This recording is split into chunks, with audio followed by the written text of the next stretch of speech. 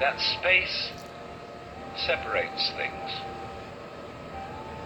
That is to say, the space, the interval between your body and mine, the interval created by birth at one end and death at the other, and then after somebody's death, then somebody else's birth. These are events with intervals between them. And normally we regard these intervals in time, these intervals in space, as having no importance, no function. We tend to see the universe itself as really consisting in all the stars and galaxies. That's what it is. That's what we notice. But the space in which all this happens is sort of written off as something that isn't really there. But what one has to realize is that the space is an essential function of the things in the space. After all, you can't have separate stars unless there is a space around. Eliminate the space and you will see you couldn't have this phenomenon at all. And vice versa. You couldn't have the space. They wouldn't be there in any sense whatsoever if there weren't the bodies in it. So the bodies in the space and the space are two aspects of a single continuum. They're related together in exactly the same way as a back and a front. And you just don't get one without the other. So the moment you see that intervals, that space is connective, you can understand at once how you are not just to be exclusively defined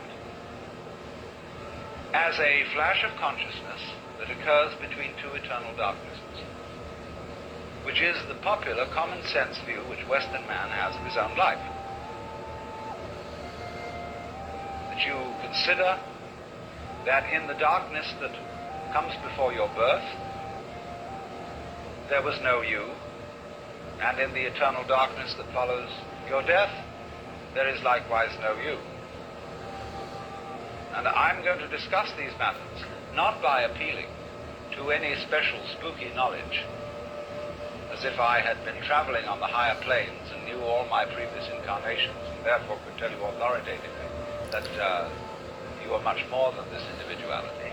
I'm going to do it on a basis of complete common sense, that everybody has access to the facts. And that just what you have to realize is that life is a pattern of immense complexity. And what you call yourself as a living organism, say, I am my whole body at the very least. Now what is that body?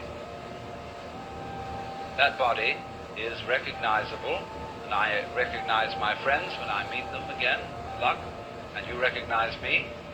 Although the last time any of you saw me, I was absolutely something entirely different from what I am now. Just as the flame of a candle is never a constant. The flame of a candle is a stream of hot gas. Only you say the flame of the candle as if it were a constant. Well, it is a recognizably constant pattern. The spear-shaped outline of the flame and its coloration is a constant pattern. But in exactly the same way, we are all constant patterns. And that's all we are. The only thing constant about us at all is the doing rather than the being. It's the way we behave, the way we dance. Only there's no we that dances.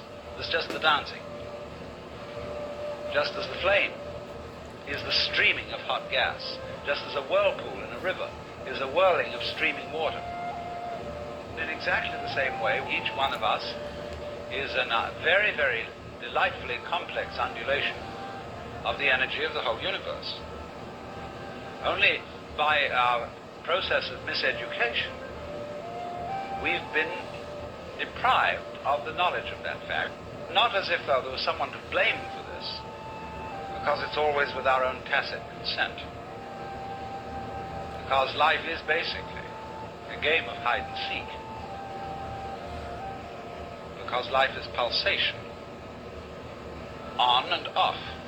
Here it is, and now it isn't. And by being this pulsation, we know it's there. See, you don't know what you mean by on unless you know what you mean by off. That's why when we want to awaken someone, we knock at the door.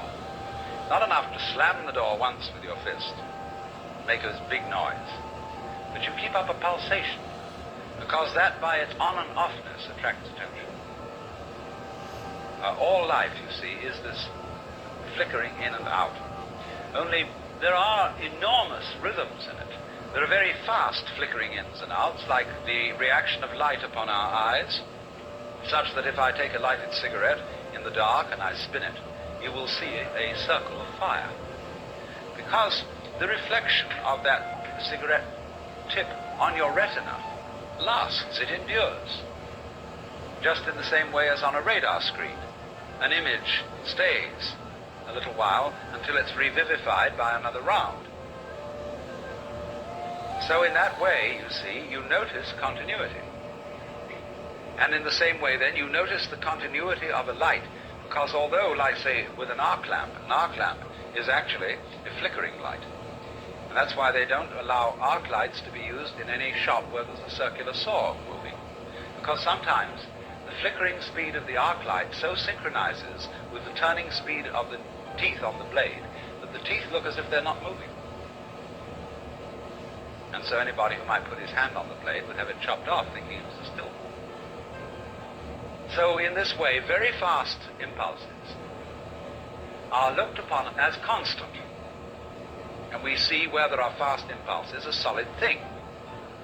When you look at the blade of a propeller or an electric fan, the separated 4 or 3 blades become a solid disc, and you cannot throw an egg through it. Well, so in exactly the same way, you can't put your finger through a rock, because the rock is moving too fast for your finger to go through. That's the meaning of the whole phenomenon of hardness. Hardness in nature is immense energy, but acting in a very concentrated space, restricted space, but going to beat hell. That's why you can't get through it. Now, from those very tiny fast rhythms, which give us the impression of continuity, there are also in this universe immensely slow rhythms. And these are very difficult for us to keep track of. And they impress us and depress us as our own life and death, as our coming and going, which goes for what is, to us, such a slow pace that we can't possibly believe that it is really a rhythm.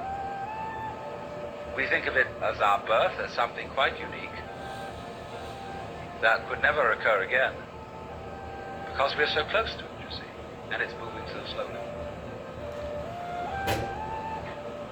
And so with that point of view, we are, like Marshall McLuhan said, he borrowed a metaphor from me, which is that we are driving a car looking in the rear vision mirror. That means that the environment in which you believe yourself to exist is always a past one. It isn't the one you're actually in. The process of growth, the basic process of biology, is one in which lower orders are always being superseded by higher orders.